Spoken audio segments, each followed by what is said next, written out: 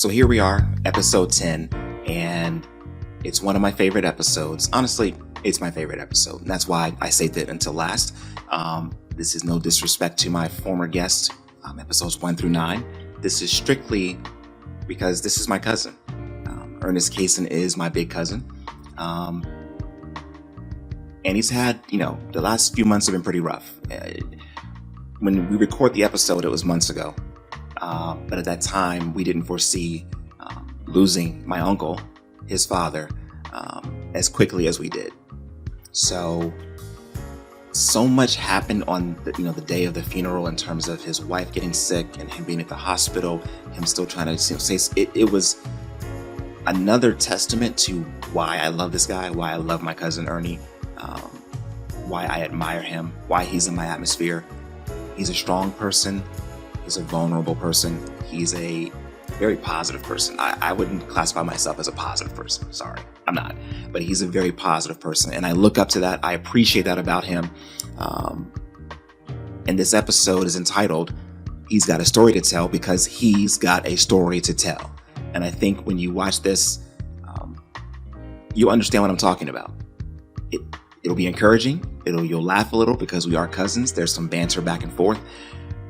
But he definitely has a story to tell. I'm not going to give it away. You will enjoy it, I promise.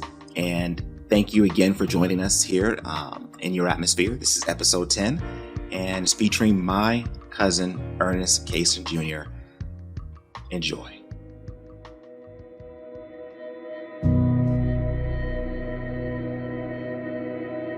Each of us has a figurative atmosphere. Those individuals we choose to spend our time with. But we need to ask ourselves, are those people willing to celebrate with us on our best day and stand with us on our worst day? Have they provided you with life lessons that can serve as a protection for you? My atmosphere is full of those whom I choose to surround myself with because they make me a better person. My name is Donovan Woods, and the purpose of this podcast is to shine light on some of their stories. I've personally either overcome challenges or I'm continuing to endure based on what I've learned from each and every one of them. Welcome to In Your Atmosphere.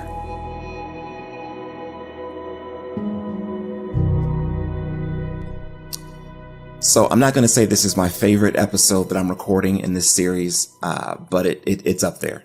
And it's strictly because I get to have my big cousin here. I don't really like him much, but he is in my atmosphere. He's a good person. He's done good things. I think you, the audience, will enjoy him more than I do. It just sucks to have someone in your life that your mom wishes you were, that wishes was, her son. So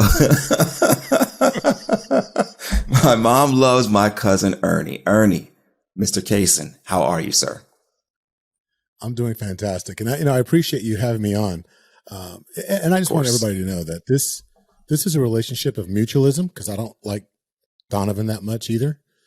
So this is walking hand in hand. I appreciate that. And of course your mother loves me more. Oh, why wouldn't she? You're light skinned. So wow. Okay. Not fired. All right. So, one of the questions, the only question that's pretty much the same that I've asked every single guest on this series, and this series will begin showing in January 2022, just for time's sake, is this. Why do you think I chose you, Ernie, to be part of this podcast series? We have a long-standing statement in our household. And so I'm just going to repeat what our daughters generally say to each other, or my wife says to them. Okay. And that is because I'm a better, stronger, better looking version of you. That's why you chose me. No, it's close. No, it's, I think because, it's one of those things where you and I we resonate, there's energies that each person puts out there. And on a vibrational level, I have a strong belief in God, but I also know that we're made of energy as well. And I think that our energies are very similar. And even the distance, me being in California, you out there in the Virginia area, we are connected on a vibrational level. And that's the law of attraction in my mind. We're attracted to each other because our vibrations, our energy, and our mindsets are very similar. So I think maybe that's why. Okay. All right. Somewhat. I'm not really into the good vibrations or the Marky Mark explanation you just gave there, but here's the reason I chose you, Ernie. Again, overall, everyone that's a part of this series is because every interaction, I come away a better person. Every interaction, I want to be a better person. Or every interaction, I am satisfied that that person is in my life because they're just a good person. For you specifically, you're the only family member that I didn't grow up around, that I always heard about from my mom. I would see you occasionally, but yet as adults, we're significantly closer. I don't have to speak to you as much, but when we talk, it's genuine. You always see something in me that I don't see in myself. You give me self-confidence. You speak about, you should do this, or I'm going to hire you to do this, and you should do this. Now, I never do those things because I suck as a person, but I'm saying you see it in me even when I don't. And even when I see it, you see it at a different level. And you speak it as if you just have already seen it happen. So you always give me that self-confidence that people may think on the outside I have, but we all know everyone's got something. So that's number one. Number two, it's because I've literally watched you be an imperfect husband, imperfect father, imperfect son, and yet you're still standing. And yet people still love you. And yet your family's still together. I admire that. I admire an imperfect man that still does his best to put out this positivity to the world and doesn't let any of his failures hold him back from sharing goodness with others. I love that about you. And that's really why. And I want people to get to know you in this brief little, moment. But let me start somewhere. And I'm not going to start where you're thinking I'm going to start. And I'm thinking of a theme for this episode with you. I wrote something down. From tragedy, beauty can, can overcome, or beauty can, spawn out of that, or, whatever the thought is of something bad happens, but it doesn't have to define you or define a family. And what comes to mind with that is back in, I think 2018 at this point, I lost another cousin of mine violently. And the beauty of that was hard to see for a while, and it still is. But I'm closer to his children than I ever was before. Him and his wife, myself and his wife connect more than we ever had before. They've been to my home, which they hadn't been before. So we took that and made something beautiful out of it, and we're growing that relationship. The thought that we have forgotten about my cousin, Tony, the thought that doesn't hurt when I bring up his name, that's not there. But you have to find something to continue. Now for you, let's talk about the good before we go back to that moment. So I want people to know what you're doing now before we go back to a moment that I don't want to define you, but it easily could. Tell me, how in the world, with your speaking skills, did you get invited to do a TED Talk? Please tell me how that happened. Small non-denominational bills. I paid off a lot of people. No, it was interesting. There's an organization within my company called the African American Leadership Group, and they had put out this little newsletter that I never read. And for whatever reason, the newsletter came out, and I started to skim it, and there was like this little tiny section that said accepting TED Talk speakers or applications to be included in a 10-year anniversary for our organization. And I thought, that'd be kind of cool. And I knew one guy years ago, back actually in 2018, oddly enough, that actually spoke in San Diego. So I gave him a call, and I was like, hey, Doug, you know what? How was that experience? Was it worth it? Your time? Did you learn anything? Was there anything that was enriching about it? And he just raved about it. And then it convinced me that I should be the one to do it. So I was like, okay, fine, I'll apply. And I did. And it just went through its process. And I was one of 11 that was selected worldwide to participate in this particular event. Man, that is, first of all, bravo. We don't celebrate accomplishments. Sometimes we kind of go, no, bravo. That may never happen again to anyone in my family. Yet it happened to you. Someone I know, someone I love. I love TED Talks. I think for the most part, the ones I'm able to catch are always something positive or a learning experience. And I got a chance to kind of get an outline of what you spoke about. at yours. I know it's something that's, due to different contractual reasons, we can't see that.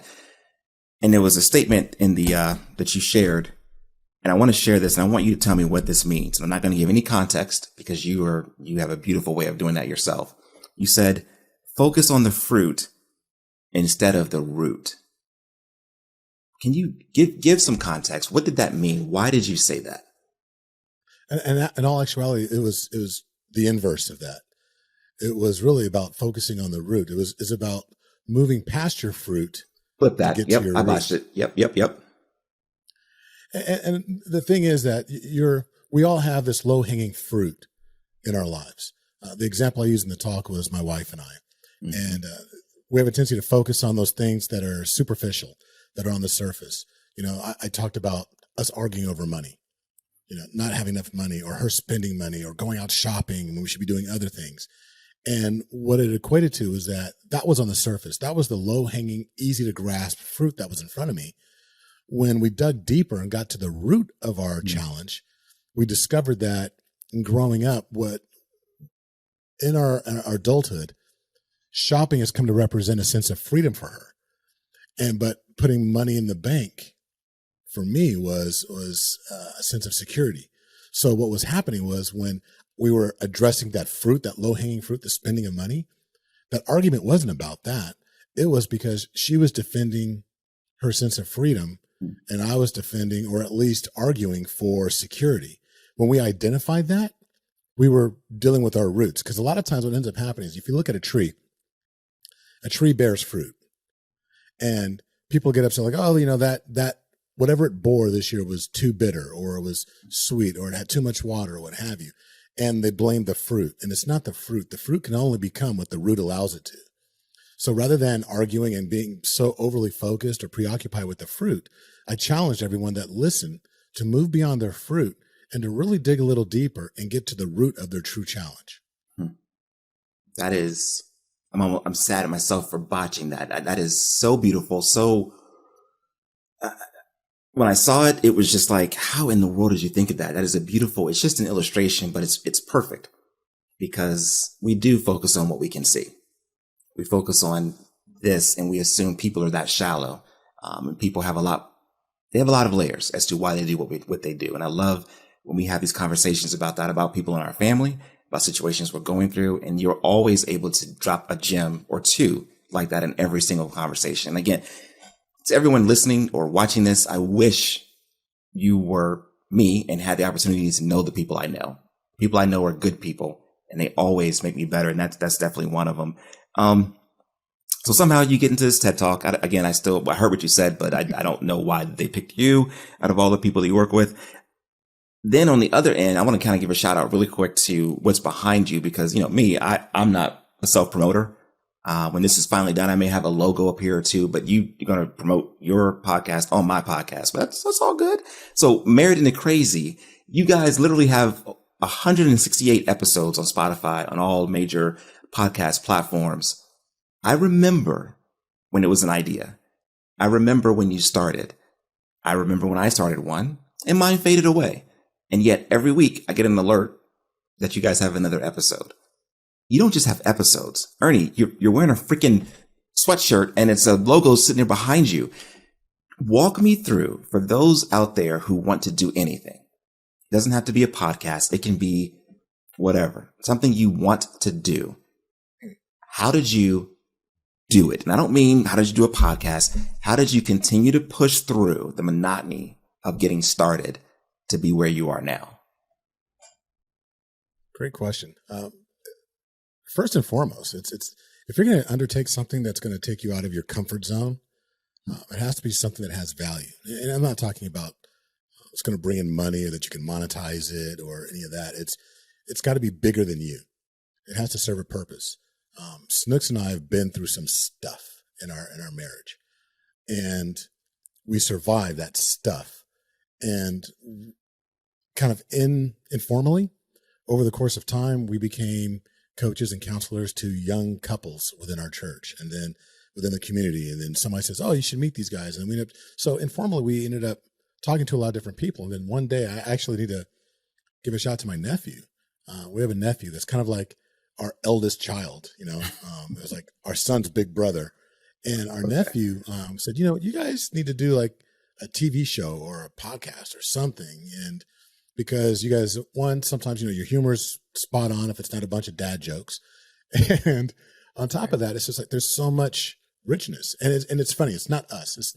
We're nothing more than a resource, right? We're not the source of the knowledge that we share or the things that we do. Or because like you, everyone that we meet is our master in some way, and of that we learn, and we try and take that and act as a conduit through which we can share some of the learnings that we've been able to gather. And so we thought, you know what, let's just do it. I made the decision on a Sunday after going to a conference. Some of the people that are listening may know who Eric Thomas is, or E.T. And we went to go see E.T. on a Sunday in August of 2018. And on the way home from San Francisco, I just made a declaration. We're going to do a podcast. Snooks was on board. She was like, okay, cool. You're going to do a podcast, and I'll talk occasionally. But she was like, that's your thing. I went home, ordered a book, and I had a book in hand and the keyboard in another, and I was just putting stuff together. By Wednesday, we were recording. I had no idea what I was doing. And I guess the nugget is, if you feel compelled, if you feel passionate, if you feel drawn, if you feel God is calling you to do something, then the onus is on you to do it. Because at that point, you're laughing. You're looking back at God saying, "No, I don't want to do what you do." That's like when Moses was told, this is what you need to do. And he looked at God and said, "What? But I stutter and I can't do this. I'm not a good speaker." Right. And all that. And not everyone's going to have an Aaron that's going to be able to go along with them. But if you just simply trust that thing that's calling you is truly meant for you, do it, even if it means failure. And we've had a lot of failures.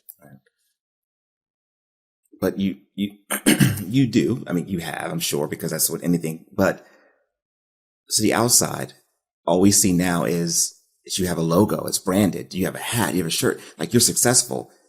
It's the in between that's hard. How did you push through the in between?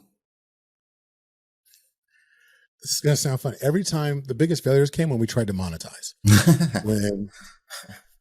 when we said, because you know what happened? Because our focus shifted from the calling, right, the purpose, the couples. Our the most basic mantra for our podcast is, that we want to help positively affect 1 million couples. When we're focused on that, and 1 million couples can come through, we talk to you, and you hear our podcast, and you go talk to some other friends of yours that are married, and I mean, we're talking about the ripple effect. We may never be able to truly get a metric that's going to let us know analytically how many couples we affect, but our mindset is that we want to positively impact 1 million married couples. When we focus on that, it's easy to continue to move forward. When I start getting into the analytics of Libsyn and, okay, well, how many downloads do we have?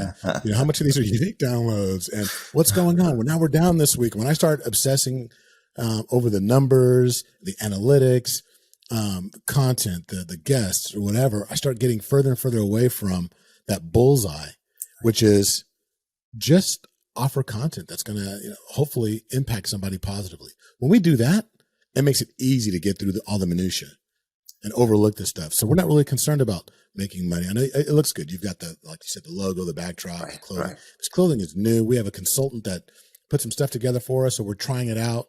And the store will probably open next month on our website. But that is an offshoot of what our true calling is. Because at the end of the day, Snooks and I said that, that's my wife, I call her Snooks. We said that ultimately, if no one is really out there listening, but we have somebody that reaches out to us and says, you know what you told us helped us. Just one person. There was a time, if I can share a quick story. Please do. There was a time where we're getting ready to shut it down because I was in the minutia. I was in the analytics. And I was like, this isn't making sense. I've got a little bit of money I'm spending on this. And just, do I really want to do this? And then sometimes I felt like I was pulling teeth to get my wife to sit down in front of the other mic, right, so we can carve out that time. And on our YouTube channel, which is horrible, our YouTube channel is absolutely horrible. It sucks, but people listen every now and then. And a woman from South Africa, wow, commented, and talked about how she found our podcast on YouTube, and it helped her tremendously in her marriage. And I printed that out, and it's on our wall. And Snooks and I use it as a reminder that we just never know who's going to listen and who we're going to impact. Yep. And that's what drives us to continue doing this. And it's another layer of our relationship, our marriage. It gives us something to look forward to. It's actually therapy for us. We take little lessons we learn or problems we're having, and we talk about it. This really is about you getting your ear hustle on with a couple that's been married, for almost 25 years. And we just talk things out. There's times we have conversations in the living room, in the kitchen, in the bedroom, and we're like, okay, write that down. Hold on. Don't talk about it now. Right. Let's get it on the mic. Because it's going to help. And the whole premise is because this conversation might help somebody else. Right. And that's what helps us.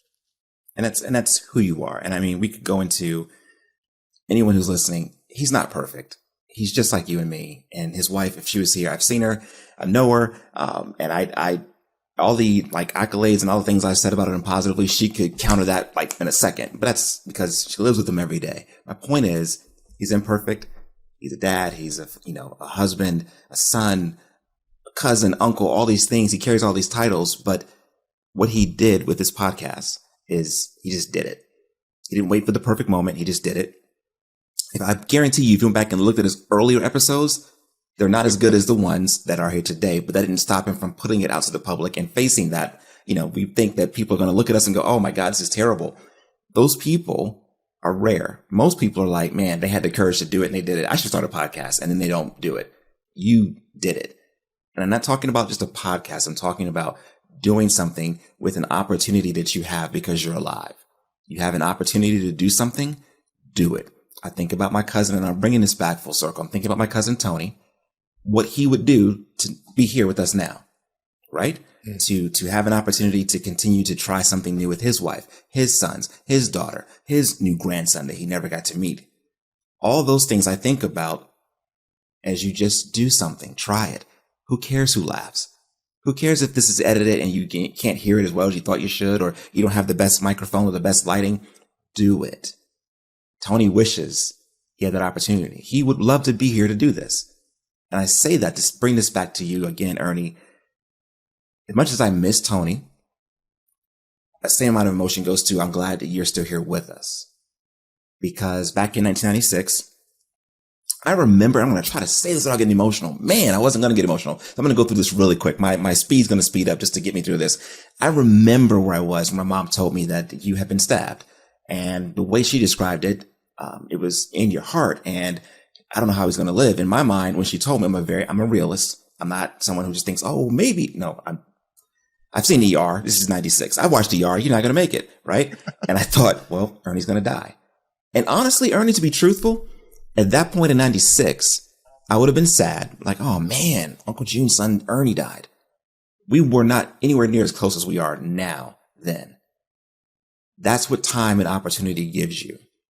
I have this opportunity over the last, 30 years to 20 something years to get to know you and see how wonderful you are. But you took the opportunity to do everything we talked about before. You have children, 3 children. You have grandchildren. You have a wife. Your father is still here. You have aunts, uncles. You have all these things. But take me back to 1996. You don't have to go through the whole story, but tell me why you look at life differently now than you did then. And you choose to tell whichever part you want. Wow. I'm not used to you being this serious, man. You're actually kind of smart. I didn't know that. Well, first and foremost, I just feel compelled to say this. I have never met Tony, but I remember when it happened because you called me. Mm-hmm. I don't know if do you remember when you called, and there's probably 3 times in my life, in your life, that I felt like you were, there was something traumatic. Right. That transpired. And And I'm grateful and thankful that you're able and you feel comfortable enough and you feel compelled to pick up the phone and share those moments with me, and that I can actually help stand in the gap to a certain extent. You have I just to. wanted to say that. You have to. Yep. But going back to 1996,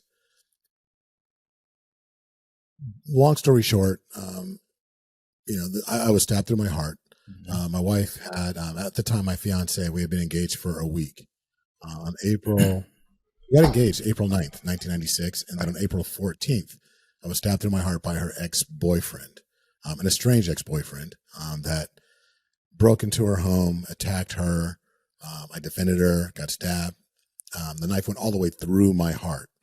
So I had to have 2 open heart surgeries, one to repair it, life-saving procedure. In recovery, they discovered that the knife had gone all the way through and there was a shunt or a hole on the back side of it. So they had to have a second operation to go in and repair that. So in going through all of that, and I had flatlined, several times as a result. And you gain a perspective. I think we all have different vantage points. And unfortunately, we have a tendency to run in herds. We start to follow what everyone else is doing. I'm not trying to get in this political climate we're in now where people are being called sheep and all that. But we as a society have a tendency to get comfortable and run because we like being included. We love an inclusive society where we feel like we're doing the same thing as everyone else. We don't normally want to stand out unless you're Kanye. And it's my guy. But it's one of those things where, but you are at certain times, things like this will give you a vantage point where you don't, they say don't sweat the small stuff. I'm not going to lie and say that, I stopped sweating all the small stuff because you do, because you're human. But you are given a vantage point to where certain things hold more value than others. And in the grand scheme of things, it's like, okay, is this going to impact my life? Is this going to stop me from being able to fulfill my destiny or become what I believe God has intended for me, or to be the father I need to be or the husband I need to be? I do take a step back and have a tendency to look at things and be like, in the grand scheme of things, that's not important. I'm not going to trip. So I'll let things go, or I don't let things. I know this is probably a G-rated. Yes. thing, Yes. If at all possible. Let's call it a GAD. It's usually a GAF, but I'll say I have a GAD meter. Okay. Give a damn.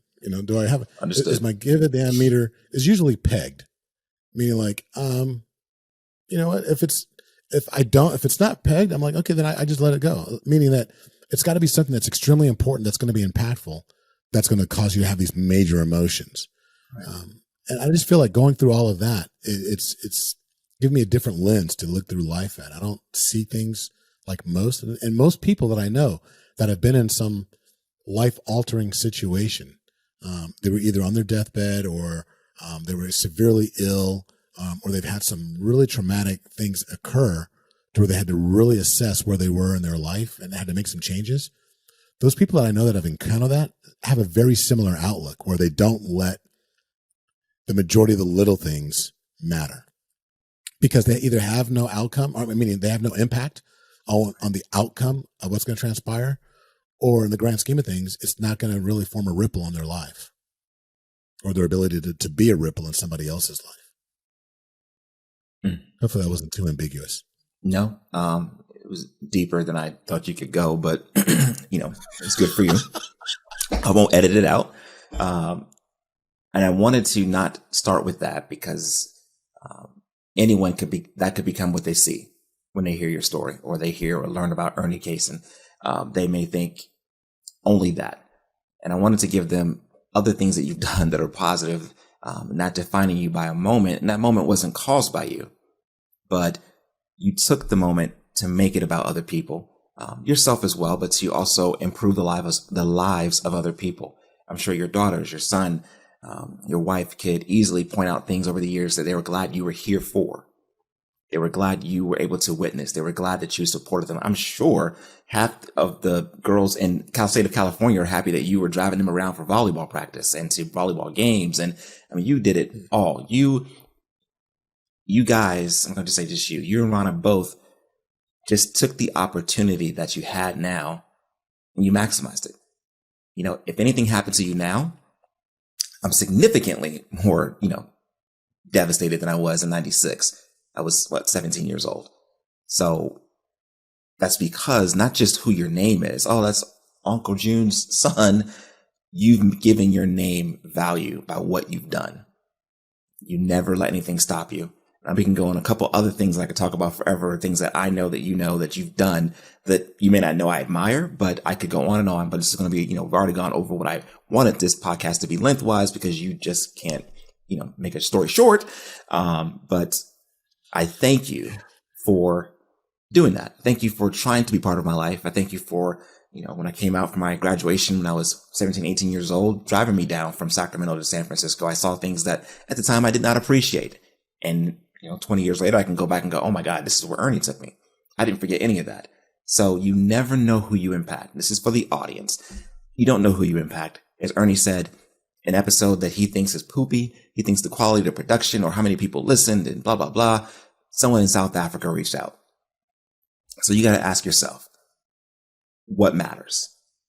You look at an example like my cousin here, Ernie, and he maximized and continues to maximize his time here.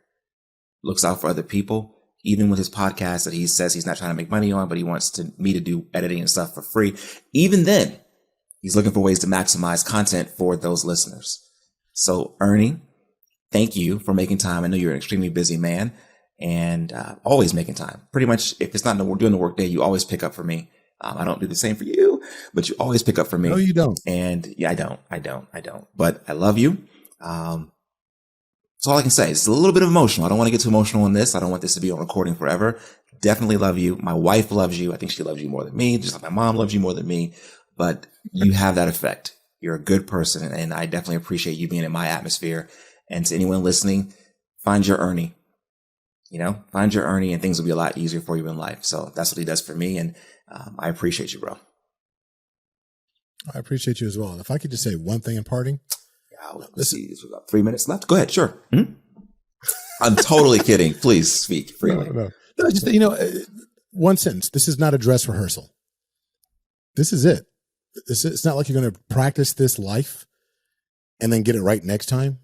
There is no dress rehearsal. This is it. So do your thing. Take your shot. Take your shot. We'll end it with that. And again, I thank you for listening to In Your Atmosphere. And I encourage you all just to put yourself around people who make you a better person through every single interaction, that you can take something from them, and never forget that they're in your atmosphere to make sure you give something back. Thanks for listening.